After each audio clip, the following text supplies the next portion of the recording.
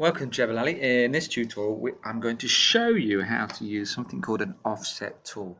Now, an offset tool is an amazing tool. You can make it create shapes within shapes or outside shapes that are identical, but slightly smaller if you want, or slightly bigger. And it's really useful for, in this case, I'm going to show you how to make a window for a house. Okay, so I'm using the orbit tool just to get a good view of my design. So I'm just rotating here. I'm just putting it at an angle, so I'm going to draw a rectangle on the side here. So I'm going to put a 2D shape on the side of a 3D. So this is 3D. I'm going to put a 3D 2D shape just here. So I'm going to my rectangle tool, choosing my rectangle tool, which is at the top here. Then I'm moving my mouse onto the side of my 3D shape. Can you see it says on face? That means I'm basically ready to draw on the side of the house.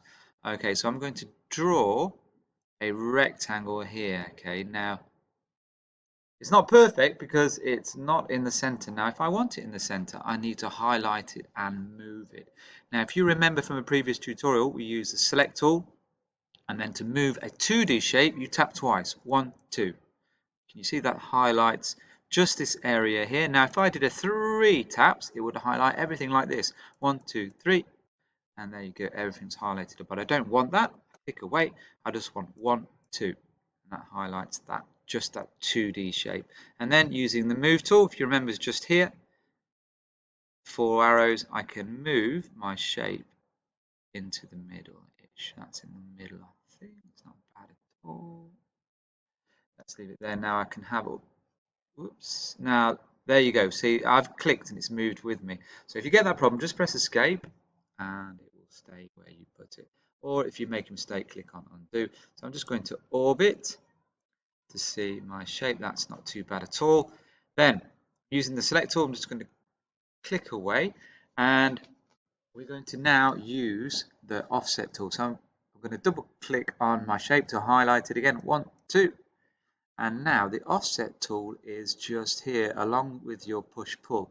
So it's 1, 2, 3, 4, 5, 6 tools up. You click and hold, and there you see this is the offset tool. So I click on there and watch this. When I move my offset tool onto the highlighted 2D shape and I click and hold, can you see what happens? I get a shape in the middle.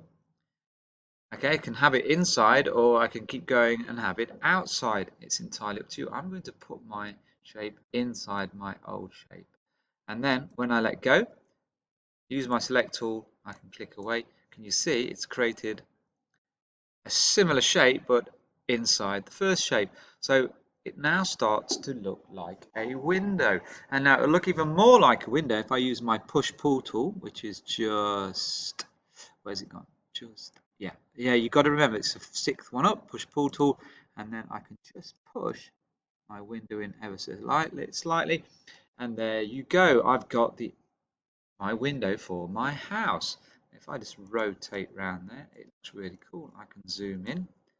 You can have a look at my window. That is how you use the offset tool to create a shape within a shape, and you can do that basically on any of your surfaces.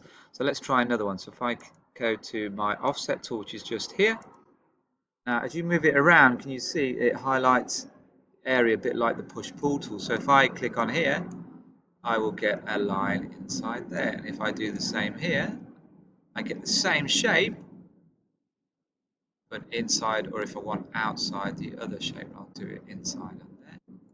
Isn't that amazing? And then again, using the push pull tool, you can push and pull either of those shapes you created. The push pull is just here. I could push that one in like that, or I could pull that one forward. Isn't that really, really cool? And that is how you use the offset tool again, which is the same place as your push pull. It's just a choice here, and then you could put a shape inside a shape, and you get some really interesting effects. I'll let you play with that, have a practice, and see what amazing outcomes you can get from that. Okay, take care, and I will see you in the next tutorial.